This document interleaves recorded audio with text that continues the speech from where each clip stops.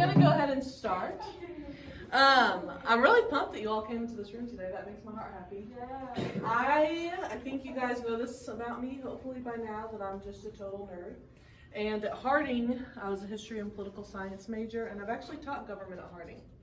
So this PowerPoint slide that is behind us, I taught to college students, and it used to be a PowerPoint that had 36 slides, and I narrowed it down to 12. And so hopefully I've kept the important parts, but it is an election year, if you have not noticed. And something that is really, I think, disturbing to me a little bit is just how much a lot of teenagers aren't being taught about civics and government and even how the election process works. And especially with social media, and I learned this summer that's where the majority of you get your news, which kind of makes me want to vomit, but that's beside the point. With social media, you can hear a lot about political speakers. Hi! You're good, you're not late. I just start early because I do that. But you don't know what actually happens when you cast your ballot. And some of you, I realize, aren't going to be able to vote this time. But in 2024, you will be able to vote. It also is just concerning because I think that there is this lie that what teenagers think doesn't matter. And just because you can't vote doesn't mean that you really have an excuse to be ignorant, because you're all going to turn 18, Lord willing, and you still have every right to have an opinion, even if you don't get to express that opinion on the ballot. And what you say and what you do is so critically important, because theoretically speaking, statistically speaking, like I get to vote, but the decisions made in the next year and in the next 4 years are going to impact you more than they're going to impact me, because you're going to live longer than me. And so your opinion really does matter, and I want you to feel empowered as a 14, 15, 16, 17-year-old human, that you really do have a voice. And so it's important for me to just educate you there, and you need to know that. I can't really talk about the Electoral College, though, without talking about political parties. Not the best, most encouraging topic, but in the United States, what are our two big political parties? Elephant and donkey. Yeah. Elephant and donkey. Okay, who are the elephants? Democrat. Okay, the elephants are the Republicans, and the donkeys represented are the Democrats. Okay, so and I'm just going to go ahead and click through these, and then I'll talk about them. We in the United States very much just think of these two parties like as the main candidates, right? There are some other political parties that you may hear about, like libertarians. How many of you have heard about libertarians? Okay, or like the Green Party. Those are organized parties, but the likelihood of someone winning an election from one of those parties, at least nowadays, is very, very, very, very, very small. Almost microscopic, as in it would just take an act of God almost for that to happen. So we know that come November 3rd, which is the next election day, who is representing the Republican Party? Who's their candidate? Donald Trump. Okay. This isn't going to be about dissing a candidate, trust me. I could do that all day, but I'm not going to. So we're taking the high road today. Who is representing the Democratic? Joe Biden. Okay, good. So Trump or Biden, come November 3rd, or however long it takes to count the votes, is going to be declared a president. And they are one of the Republican or Democratic parties. Now, parties, a long time, they have not been something that we've had in all of human history, but you all growing up could never fathom a political system without them. Like almost everything runs off a political party. And that's the world you know today. And that is for sure how almost everywhere in the world they now have political parties. But when we consider human history and the thousands and thousands and thousands and thousands of years that we have on human record, political parties actually really weren't a thing. And even when we made our government, we didn't even have political parties in the Constitution. So our Constitution, which is the framework of our government system, it's what gave us Congress and a Senate and a president and the Supreme Court. And they set up this whole structure, and I would love to teach that to you one day too. But it's actually pretty short, even though it's like the bare bones of our government. Okay, it's the framework, it's what we built everything on. In the Constitution, not one time does it mention political parties, which is crazy because political parties are such a huge part of how our government is controlled. So that one, I want you to remember that. In the Constitution, in the framework of our government, political parties are not even mentioned. They actually don't start developing until a few decades after the American Revolution and 7 years after the Constitution is even written. Do we even have people who start to group themselves? And the first group was the Federalists versus the Democratic Republicans. Now I need you to sort of peel away what you think about when you right now think of what a Democrat means or a Republican means, because it doesn't mean what you think it means. So back then, a Democratic Republican was just someone who wanted states, individual states, all 13 of our original states, to have a lot more power than our one big government. Whereas the Federalists wanted Washington, D.C., wanted our big government to have a lot more power. And that's important to remember, because to you all nowadays, you think of Washington as like the big government, right? Like you think the President of the United States is the most important person. If you were to ask these homebodies back here in the 1790s who was the most important, they wouldn't have said the president. A lot of them wouldn't have. They might have said their governor for each state. Back then, how education was all determined by the state, not by the government. There wasn't even a national Department of Education until the 1980s, the Reagan era. So like when I was conceived, which is crazy, but you don't think about it because it's not your normal. So you all think, oh, Washington, D.C., the President of the United States, that's such a huge deal. Well, when all of our founding documents were created, that wasn't the case. Things were a little bit different. But these two, it was basically, do we want a very strong big government, or do we want a lot of little smaller governments that have more say? Because even back then, with only 13 states, what people were doing in New York was very, very, very different than what people were doing in Georgia.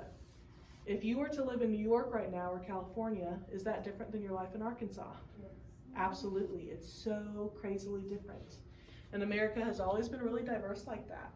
There have always been parts of the country that are really urban, especially after the Industrial Revolution.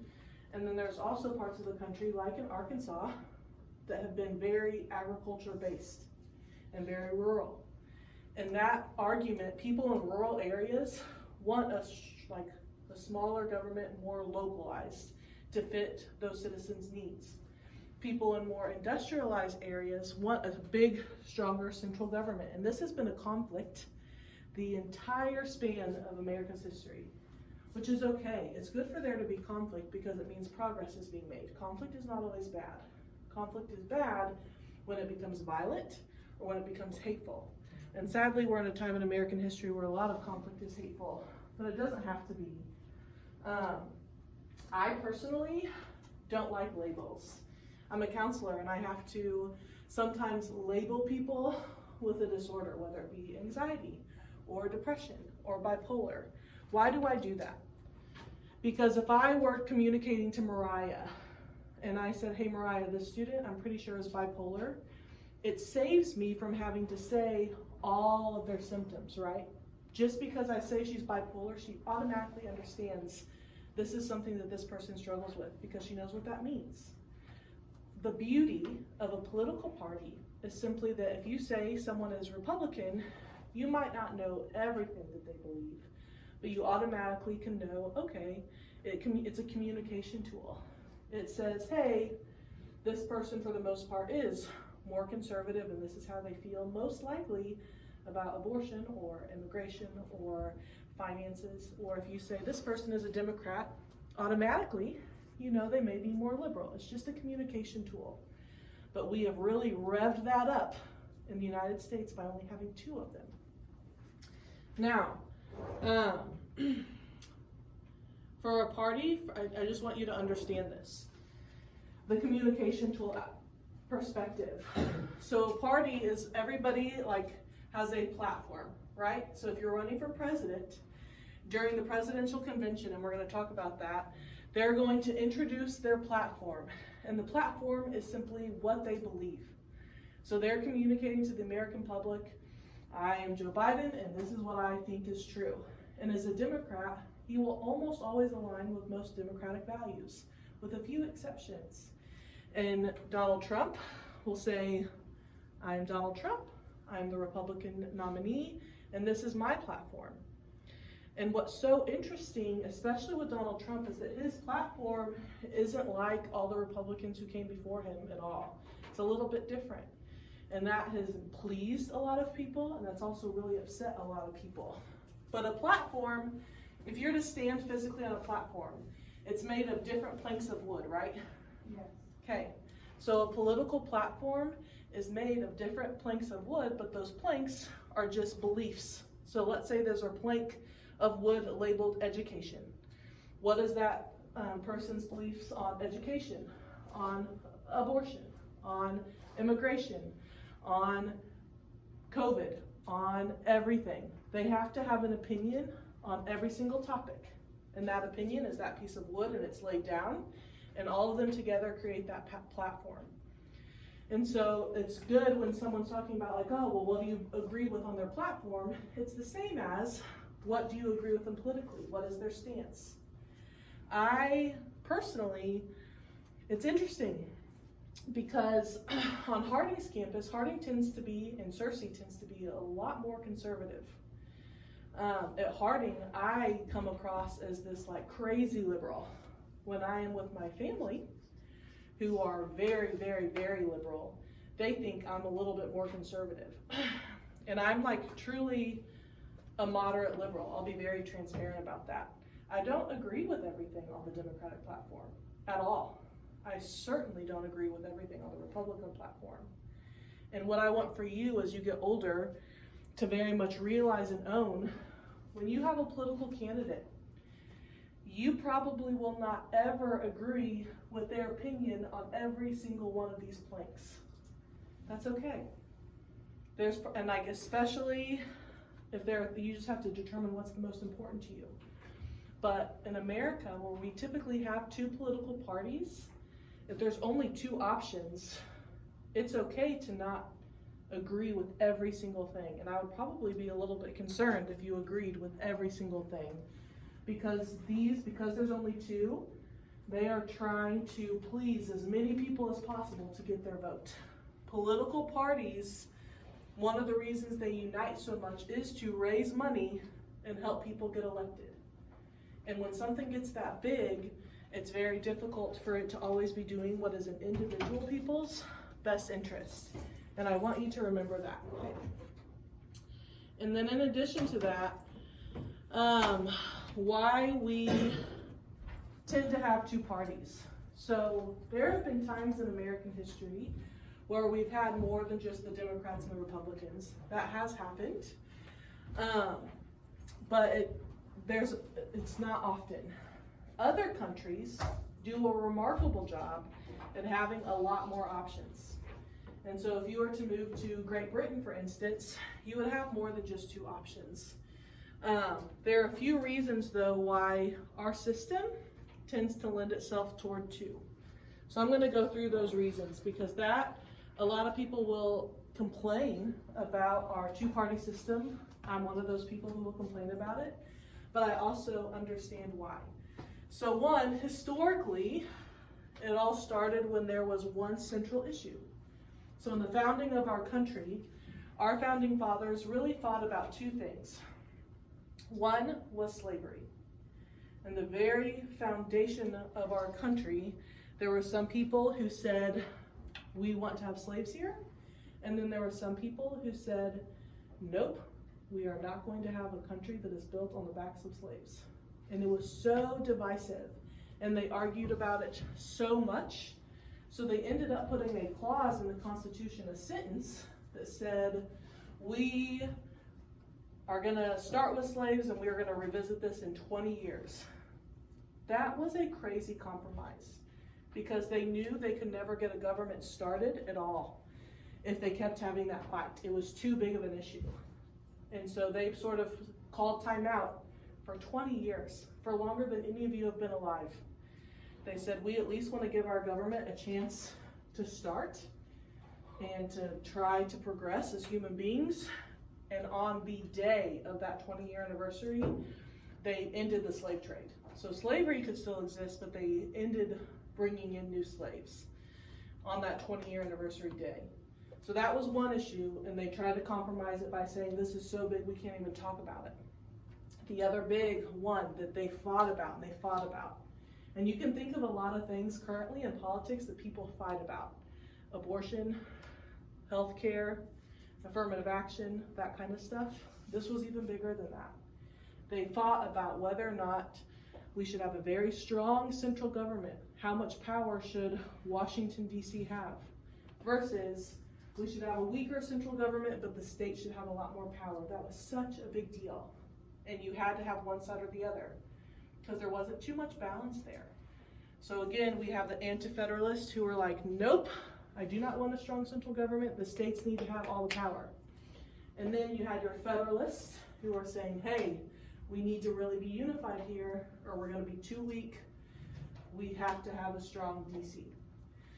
And ever since that moment in time, with all the other political issues that have come up, the Federalists at some point picked those up, or the Anti-Federalists at some point picked them up. So it started out with two sides, and over time we've made it continue to stay with two sides. We also, as a country, at least until this year, this is the first year I have felt like this may not be true. And it's actually kind of scary for me as someone who studied history, to be quite honest. It makes me a little anxious. But historically, people in America, especially because we are a country founded on immigrants from all over the world, from people with all values and beliefs from all over the place, we tend to be more moderate. We don't like extremes. People who came to the United States came here because they wanted to leave the extremes, you know, and they didn't want extreme conservatism, and they didn't want extreme liberalism, because on both sides of those extremes, it gets pretty bad and it gets kind of ugly. And so they came here, and our whole time in our country, we sort of like being in the middle. So if you consider an American Democrat an American conservative in their beliefs, if you were to compare it to other countries, we're actually pretty in the middle. This election and this year is the furthest apart that they've really ever been, other than the Civil War. So there's that. Also, how we set up our election system, and we're going to talk about the Electoral College. But it is a winner takes all kind of system. The Electoral College makes it very difficult for there to be 3 or more strong parties, because you have to have half of the Electoral College votes to win the presidency. And it will go to the House of Representatives, and we'll talk about that if somebody else doesn't get it and it goes to the House to vote. But we don't like that. We don't like giving Congress that much power. The American people want to have that say, and so they've kept it at 2. And then in addition to that, when there is a new issue, political parties, it's called thunder stealing in the political world. That's the logo, how you speak politician. I cannot speak teenager, but I can speak politician. It's thunder stealing. When you take any kind of topic. So for instance, 2020, wearing a mask. Okay, this has been politicized, 100%. A virus, public health, has been politicized by both sides. It drives me bonkers. But a lot of Republicans, not all, but a lot of Republicans will say, oh, you're wearing a mask, the government shouldn't be able to tell you what to do. Or Democrats will be like, you're not wearing a mask, you don't care about anybody. Blah. Both of them have politicized wearing a mask. That's thunder stealing. When you politicize and one of the sides or both sides will take something new and relevant and then capitalize on it. So the whole coronavirus, something that we should honestly really be unified about. More people have died from the coronavirus in the United States by far than the people who died on September 11th. and we unified after September 11th, but that wasn't politicized, at least not for a long time.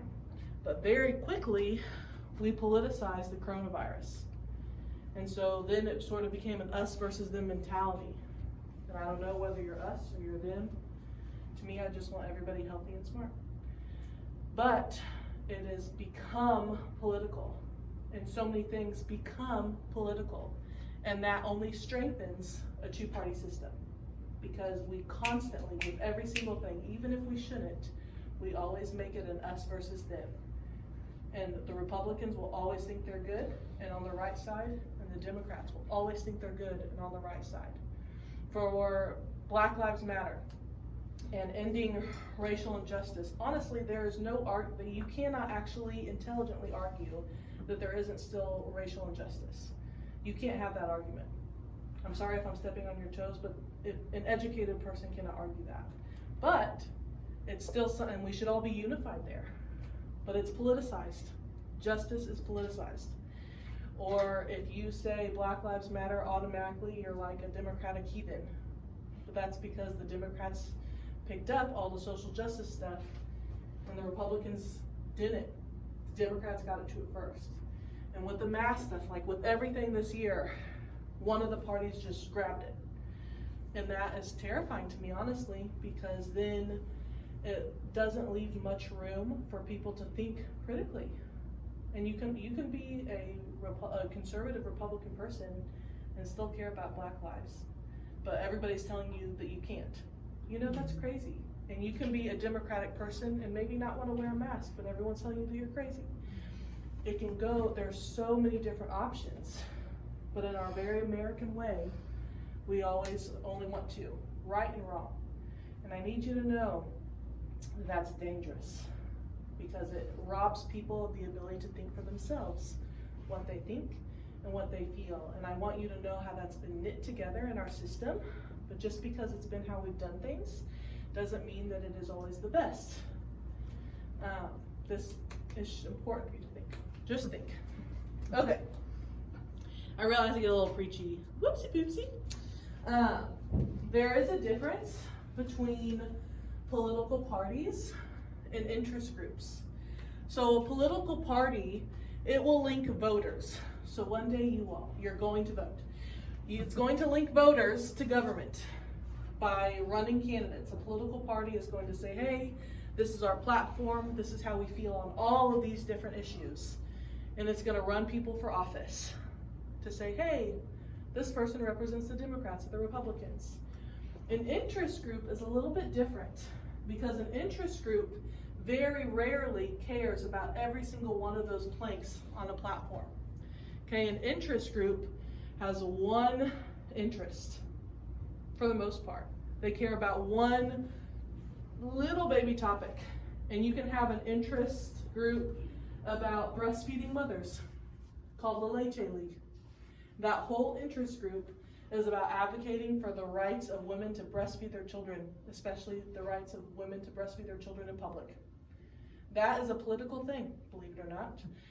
And so in Arkansas, because we're more conservative, if you were to go into a restaurant and a mother had her breasts out and she was breastfeeding her baby, people would be like, you know, because they're like, oh, I can see her boob.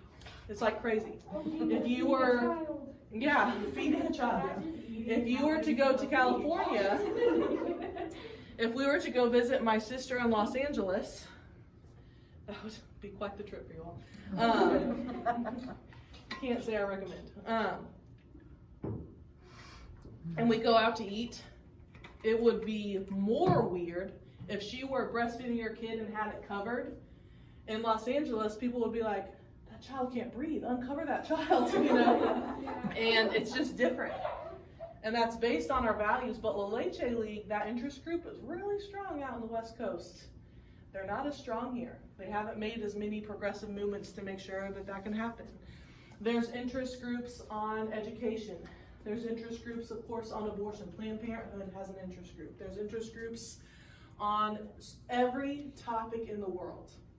Drilling, there's interest groups on protecting trees. There's interest groups on everything. Harding, has interest groups. Upward Bound, we have an interest group. It's called the Council on the Opportunity of Education, the COE. And it is a huge interest group. And you know what that group does? They go and they advocate to politicians all the time, every single day. It's their job to make sure they're talking to senators and congressmen and making sure that programs like Upward Bound keep their funding, because we are a government program. And so an interest group, but people at COE, they don't care about abortion, they don't care about the environment, they don't care about all this other stuff. They care about equal opportunity for education. So educating kids who are first generation, low income minorities. That is their interest. It's like zeroed in, laser focus. They don't care about anything else. And you need to know some interest groups are going to really advocate for one side or the other.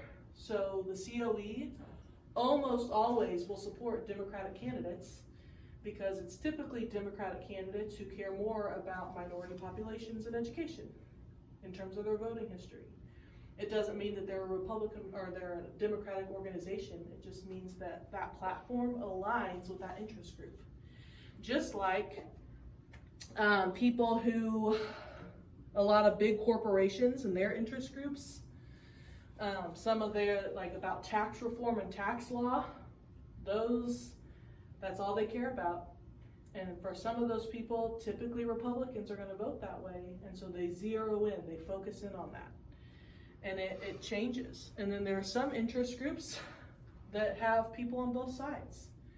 So if you become an adult one day, and let's say you inherit your dad's 20 guns, and you care a whole lot about holding on to those guns, you might want to become a member of the NRA, the National Rifle Association, because the NRA is an interest group that pays millions of dollars to try to influence the candidates and say, keep guns.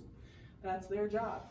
Or if you're like, guns are the worst, we need to abolish all guns, you need to have psychological testing before you own a gun, then you would join a different interest group that is trying to get rid of those. And if that is something that you care about, you do that.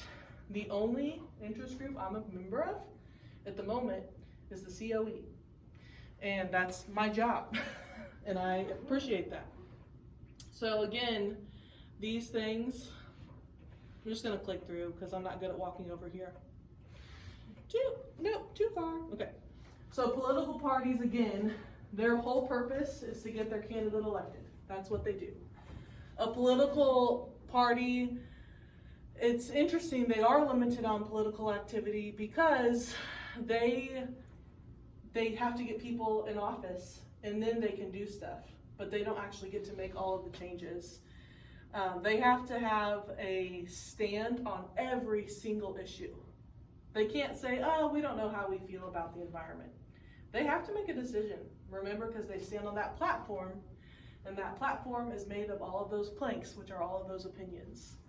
They have to try to win everybody over to their side, 100%. And so it's interesting because you can have gay Republicans, but most people don't think about that because the Republican Party historically isn't the group that is the most understanding or kind or advocating for the gay population. But they still are going to try to reach out somewhere and grab those voters. And that's how sort of what works. Compromise constantly until 2020. But compromise historically you have to, because you're trying to win voters, both parties. And then it's again a big tent. So if you're going to try to have all 300 plus million Americans stand in one of two tents, and you sort of are looking at, you're like, which tent do I want to stand under? Again, you're probably not going to find a perfect tent for you. But as an educated person, you have to determine, okay, what do I care about the most? Because you can care about like being pro-life or pro-choice a lot. You can also care about the climate a lot.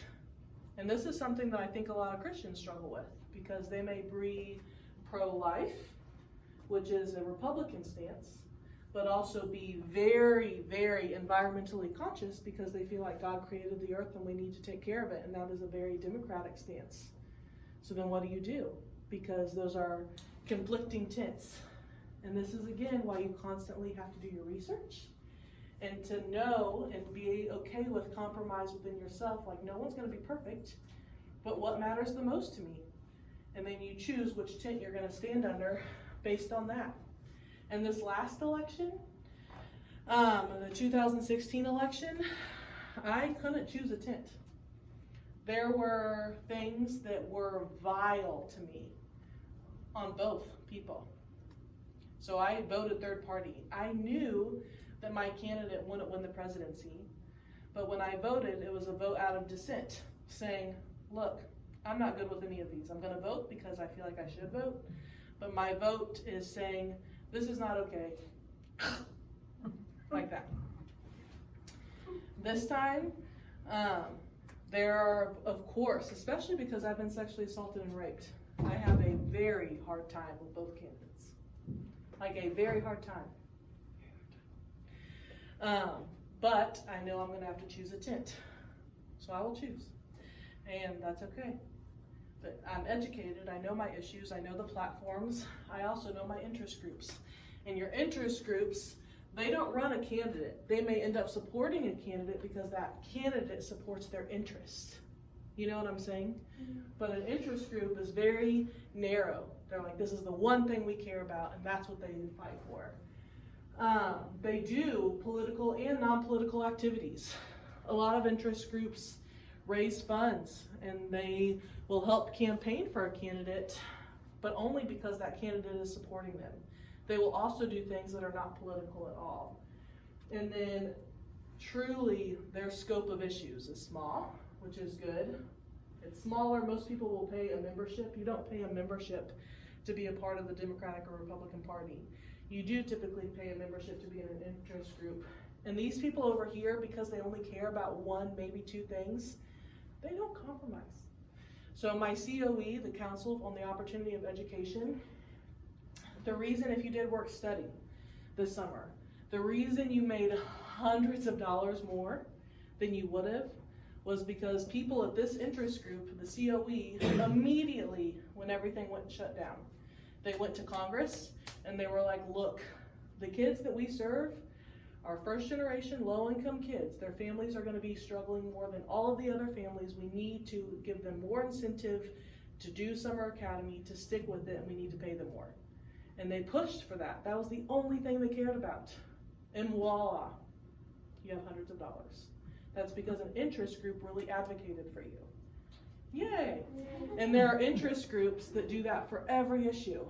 And so as you become an adult and you realize, you know what, I want someone else to really care about this, then you join an interest group hoping that they're getting politicians to go along with it too. When it comes to actual, is everything making sense so far? Yes. Yay! Go! Do you feel like you're learning anything? Yes. Good. It's the goal. Okay, so when it comes to actual campaigns, we are certainly in the midst of one at the moment. You might have paid attention. There are two different ways that a state determines who they want their candidate to be. At first I thought you said actual campaign. Yeah, I would totally vote for Adam. 10 out of 10, yes. That would be the easiest tent I ever walked in my life. Yeah, please run. There are two things. So one is a caucus. Now in Arkansas, a lot of people are not familiar with the caucus system because we don't have it.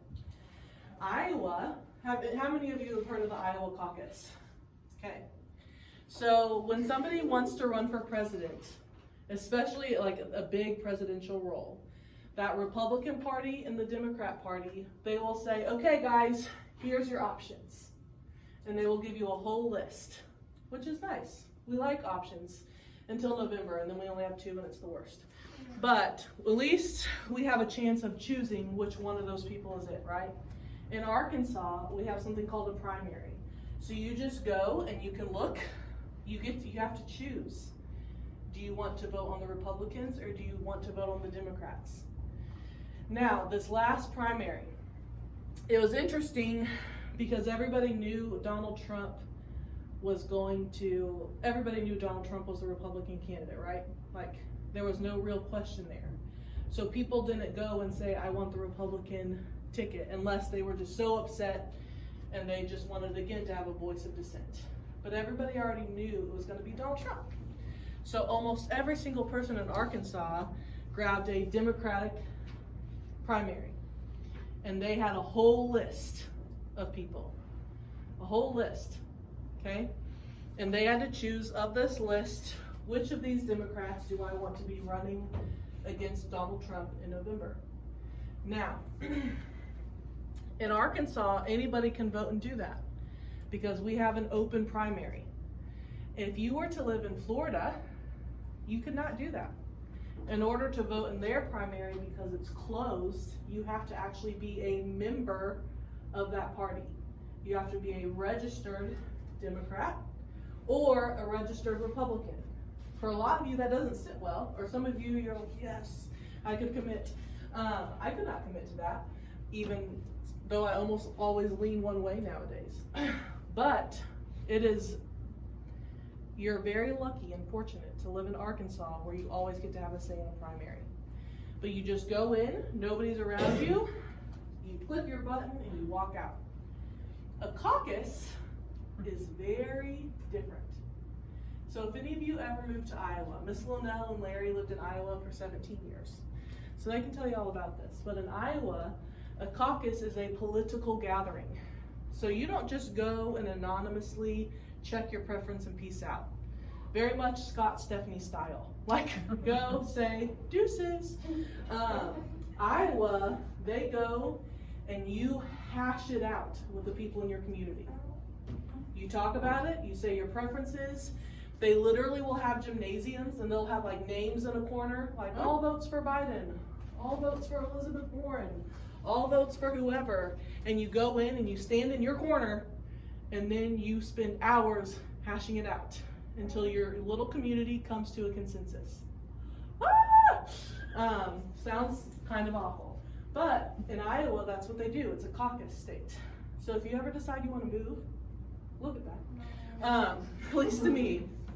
But the people who do that, average Joe, who's pretty lukewarm and doesn't really care that much, he's not going to go to the school for 5 hours that day and participate. The people who are going to do that are actually the people like me, because I absolutely would, because I'm very opinionated. But they go and they're the people that have a really strong stance. So whoever wins the Iowa caucus, and I say Iowa because they're the first to hold a caucus, they have a very good shot at winning the presidency, because very early on in the race, January, people are already really outspokenly advocating for them. So some states, they have a caucus in-person gathering. Other states, we have our primary system where you go and vote. You might have heard of Super Tuesday. Super Tuesday is dubbed that name because it is a Tuesday, typically late January, early February. It's getting earlier and earlier. It used to be March when I was your age. And it's the day that about half the states vote on their primary. So after Super Tuesday, we have a really good idea of who might be the candidate. Way back in 2008, it was 2008, with Obama and Hillary Clinton, they were like neck and neck. And we truly didn't know until around summertime, June, whether it would be Hillary Clinton or Barack Obama who would be the Democrat ticket. Because in some states, Hillary was winning hardcore, and in other states, it was Barack Obama. And we didn't know that until almost the very end. Yes.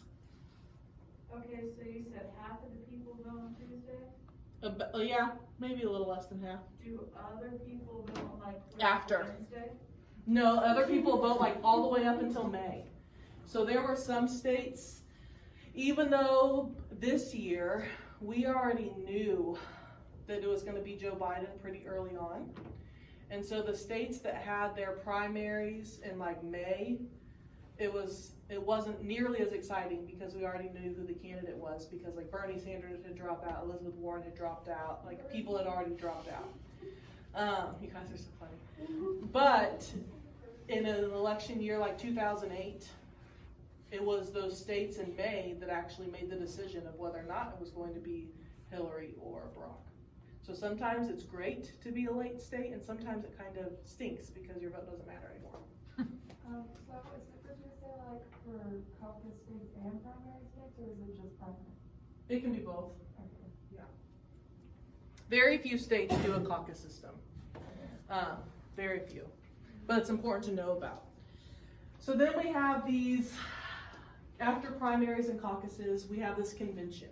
And historically, a political party's convention is where they announce who their candidate is. Nowadays, it's much less of an announcement because we already know. That is due to the onset of social media and us really expediting this process. The whole political voting process, way back when, used to actually not even start until early summer. But now it seems like the whole year before an election, we're really starting to hear everything. It's kind of exhausting. 24-hour news cycles are kind of to blame for that. But at a convention, this is when you're like, hey, this is our candidate. Nowadays, we already know. It is also where you announce your vice presidential candidate. Again, historically, most people didn't know who was going to be the VP candidate until the convention. Nowadays, they tend to leak that a few days before to get more excitement. So we knew that Kamala Harris was going to be Biden's VP about a week or two before the virtual convention this year, but that was to get more people excited about the convention itself. Usually it is thousands of people. Trump still did a lot of his in person. Biden and Harris did all of theirs virtually. Why would they do that? One, remember we talked about how everything is politicized. Even the coronavirus has been politicized. So the Democrats, who seem to be on the side of being more health conscious and like wear a mask, all that kind of stuff, of course they're going to do theirs virtually because it fit their political agenda, right? So everything is intentional. Everything matters when it comes to this stuff. Now, it is at a convention.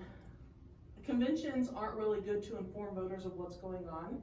But that's where they'll say, hey, this is my platform. This is what I believe on all of these issues. Remember all those planks?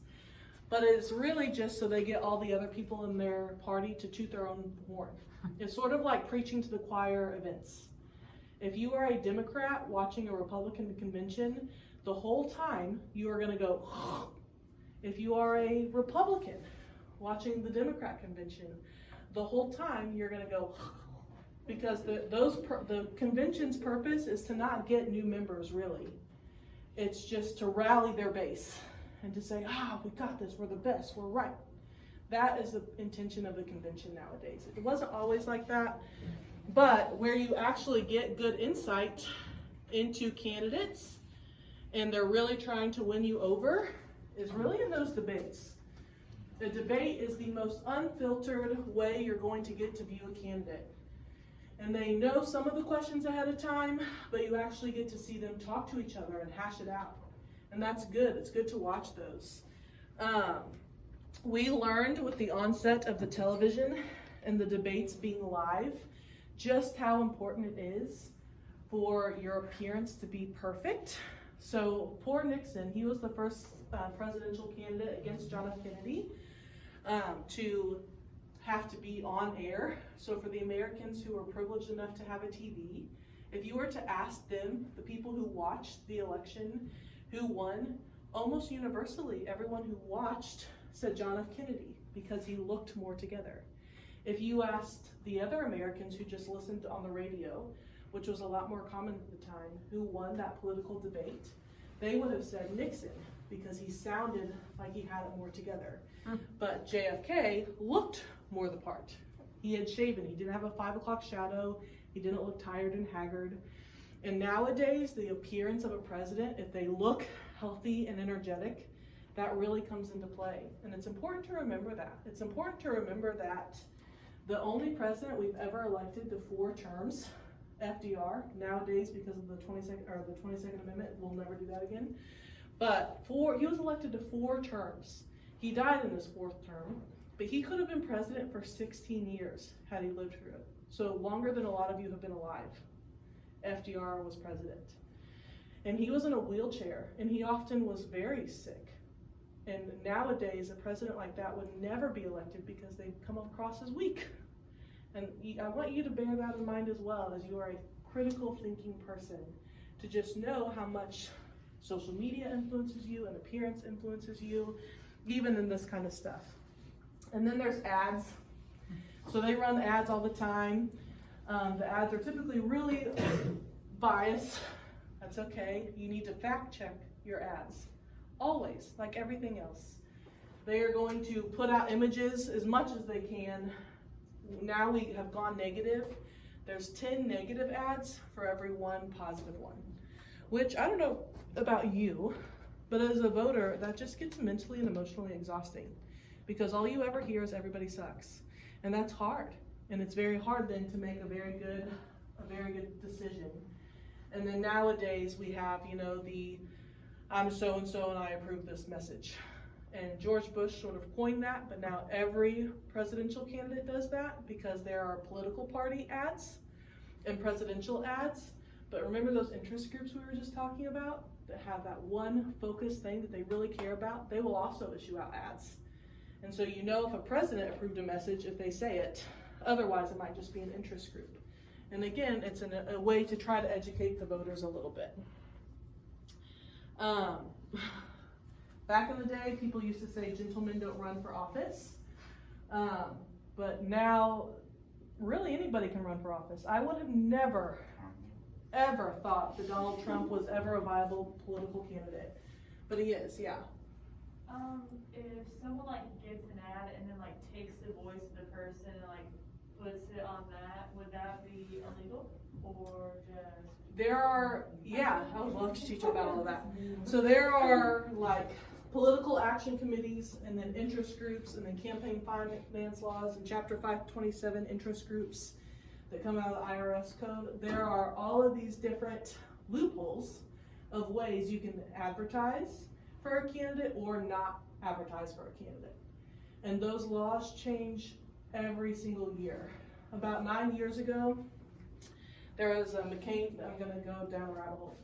Supreme Court made a huge decision, McCain-Feingold, and they said they tried to limit how much interest groups can pay for political ads like that and do voiceovers.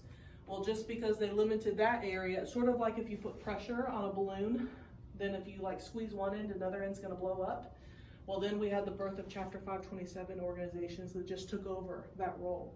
And so it's something that's constantly changing whether or not it's legal and who can do it. I know that was kind of a wonky answer, but in politics, things get really wonky really quickly. Okay. What's interesting about this, so we talked about the NRA and them being a huge interest group, especially for those with rifles. The NRA is very much in the back pocket of the Republican Party and vice versa. They support each other a lot. So it's very natural to see George W. with a gun. He's a Republican, you'd expect that. To see homeboy John Kerry, who's a Democrat, and he ran for president with a gun, it's fascinating. So why would this picture ever be out there? Well, he's trying to get some of those voters over there, because he was saying, look, I'm great with people having guns to hunt. I just don't want to have, rapid fire guns for everybody else to have. And they'll try to make all of these exceptions and arguments all the time. So that was his attempt, and he used an image to get out there to say, look, I'm good if you have your hunting gun. Fine, hunt, great. I just don't want a teenager going to a school and killing 13 people. There's a difference. And they will use images a lot to try to communicate that kind of stuff, especially for your generation, because pictures and images are so powerful. Okay, man, this was the whole point of today. And I have 10 minutes. Okay. The Electoral College. I might have to do part 2 of this. So, the Electoral College, when you vote for a president, I need you to know that when you click that button, so if I were to click like, boop, Joe Biden, that is not a direct Stephanie to Joe Biden vote, okay? It's a good thing for you, Aaliyah, because you live in Arkansas. Everybody in Arkansas needs to like give a warm bear hug to the Electoral College. Trust me. Any small state really needs to appreciate the Electoral College because remember at the very beginning today, we talked about the huge issue of the big states and the small states and whether or not we're going to have a strong central government or the states are going to have more power. Well, from the very beginning of our country, Virginia, which used to be nowadays Virginia and West Virginia, it was huge. It had so many more people than everybody else.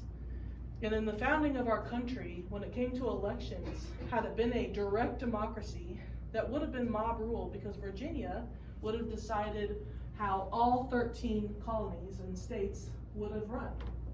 And not everybody's Virginia. Just like nowadays, not everybody is California. And not like at all. We're not California. And you don't want to be. You may agree with California a lot on social justice issues, but in other politics, you probably don't want California to be running what happens in Arkansas because we're very different states.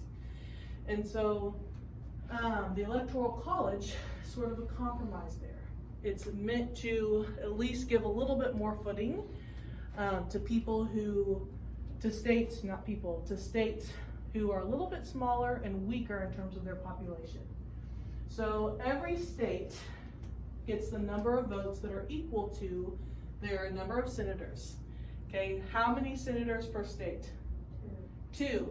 All 100 states in the US have 2 senators. Whether you're little bitty Rhode Island or you're really big California. Did I say something wrong? You said all 100 states. All 50 states. So 100 senators total, whatever. I'm glad you laughed and caught that because it means you're educated on something. So there are 50 states. Each gets to 50 times 2 is 100. So 100 senators, super prestigious. California, whew, huge, only 2. Arkansas, not huge, 2, equal. Now, it wouldn't be fair if just every state got 2 because California should still have more say than Arkansas. They have a bajillion people. So you get your 2 senators worth plus the same number of people you have in the House of Representatives. How many people in Congress does Arkansas have? 4. 4! So how many electoral college votes does Arkansas get? 4. 6! Because it's the same number of your House and it's the same number of your representatives. You add them together, 6 representatives. Guess how many electoral college votes, want to make sure it's not up here yet, California gets? 24. 30, 32, 50. 48. 70. 55! They get 55 electoral college votes. 55. So how many people do they have in Congress? 53. 55 minus 2. They have 53. That's wild to me. That's wild because you only need 270 votes to win. 55 of those are California. Now, why do you need 270 to win? Because that's half. Yeah, it's half. So how do we get this magical number of electoral college votes? So how many senators are there? 2. 2 for how many states? 1. I'm not saying this right. There are 100 senators because there's 50 states too. Okay, 100. How many people are in Congress? A lot. There are 435 people in Congress. Okay, that's important for you to know. 435 total. 435.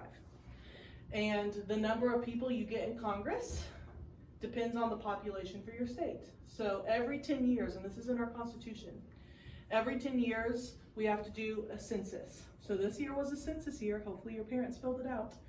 And then they will look at, okay, this many people actually live here. They actually need this many people in Congress. So Missouri in 2000 10 actually lost a congressional seat because a lot of people have moved out of Missouri, and that kind of stinks. More people are moving to states like Arkansas, so maybe after this census we'll get another one, but that changes. It's based off your population. So we have 100 over here from the Senate, 435, so that's 535 electoral college votes up for grabs, and then we have our 23rd Amendment, 23 for DC. So Washington, DC, you know, is in the United States, right? Yeah. Yes, thank you.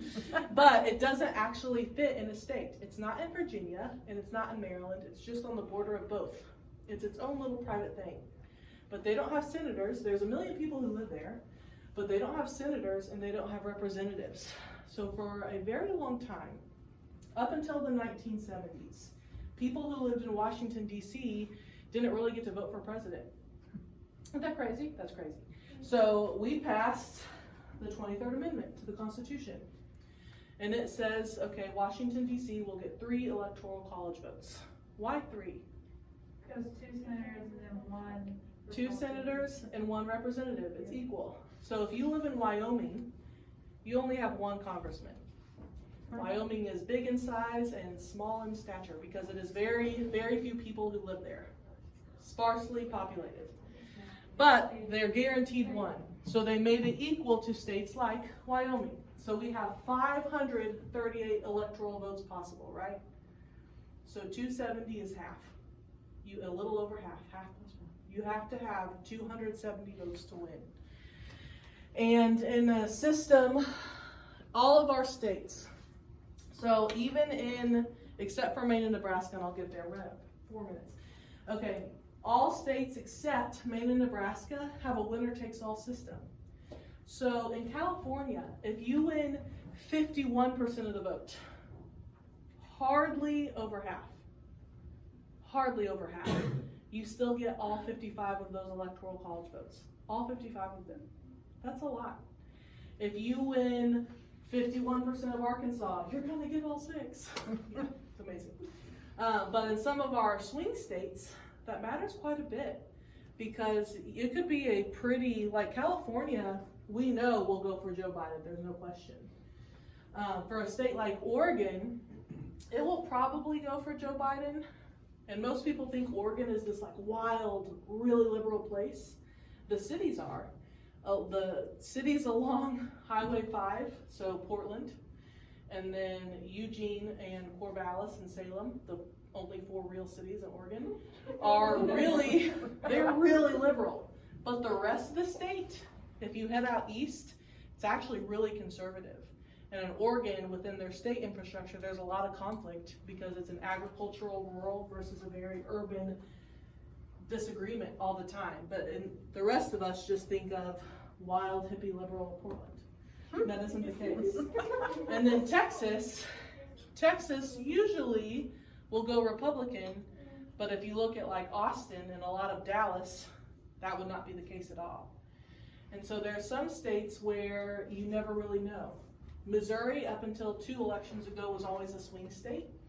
Ohio and Florida nowadays are the 2 states with a lot of votes that people never know if they're going to go Democrat or Republican, and those matter a lot.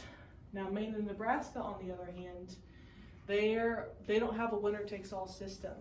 So in Maine and Nebraska, it's almost proportional. You'll get that proportion of electoral college votes if you win those states. So Maine in the past, all but 1 of their votes have gone to Democrat, and then 1 has gone to the Republican Party. And they have split it before, and that's pretty cool. Why doesn't everyone do that? It depends on the state. Every state determines its own election stuff, and states haven't done that because they wanted, typically states, they know their state is always going to vote for that majority, and so they want as much advantage for that majority as possible. Mm-hmm. So California, which is controlled by Democrats, it would take a lot of Republican voice to say, hey, this needs to be more proportional, to make it more fair in that regard, but they'd have to have that support at the state level, and they never would. What's interesting though, I'm really running out of time. We're gonna have to continue this.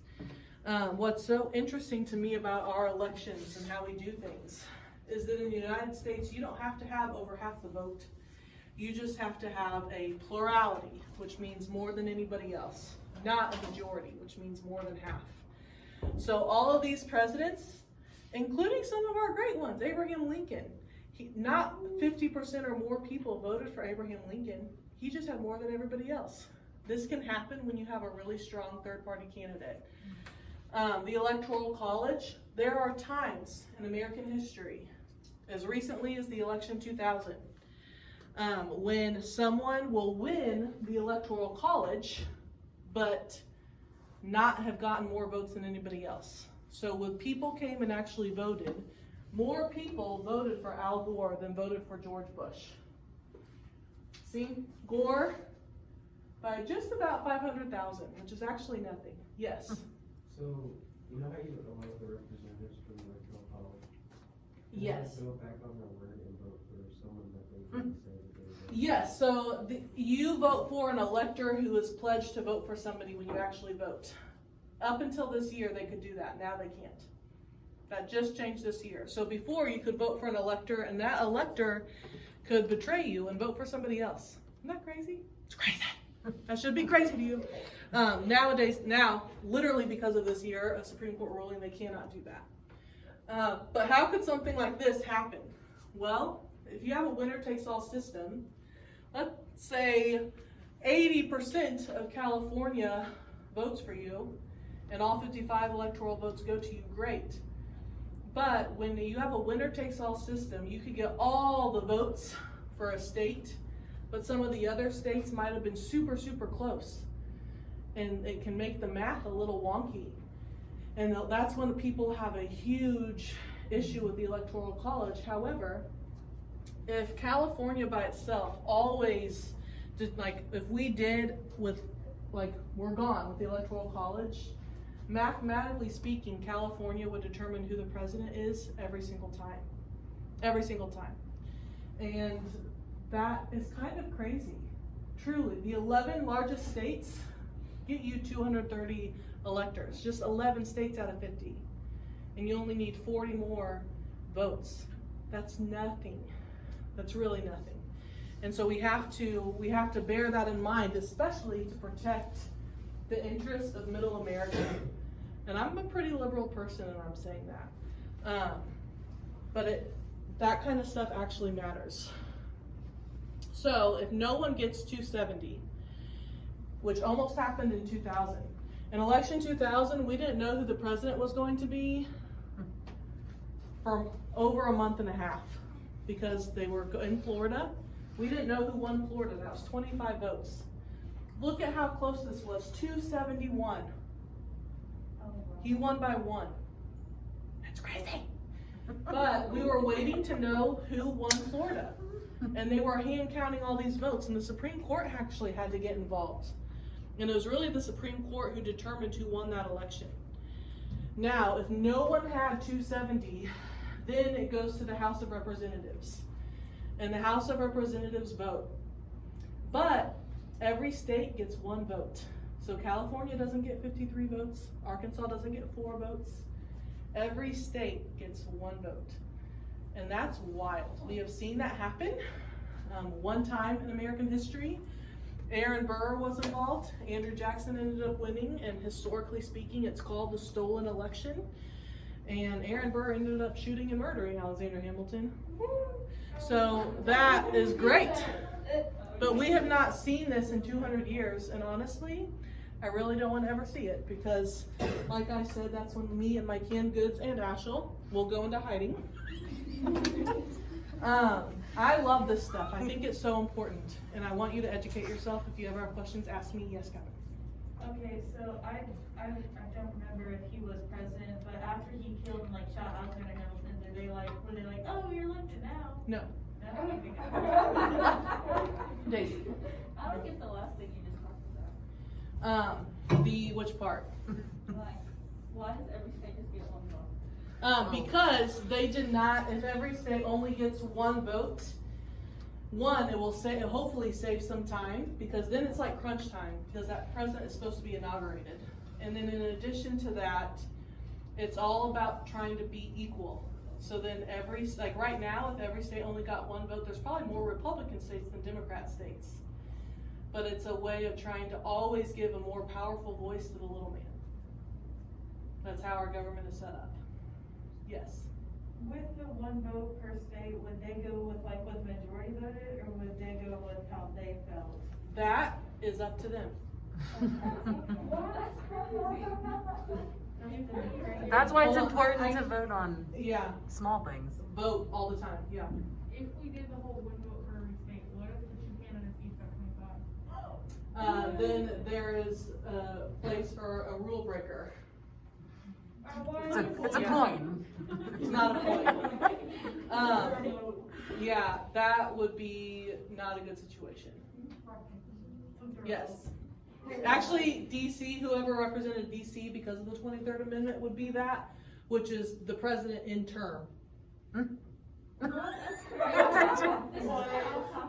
as you went like this, after he died, it reminded me of, me and Catherine Corey drew Statue of Liberties, and Catherine and They were Corey did amazing. peace signs, My- and so hers was like She this had both her behind hands the book. up, and one book was, a book that said free dumb with the peace sign, and then the other hand was the torch, and she was like this. And so that reminded me of Catherine. Mine was like this, and then Courtney's was like this. And then Of mine course. was like missing a hand, and then it had like her fingers, her hands like this. You guys are so funny. Okay, do you feel like you learned something? Yes. Good. Enjoy lunch.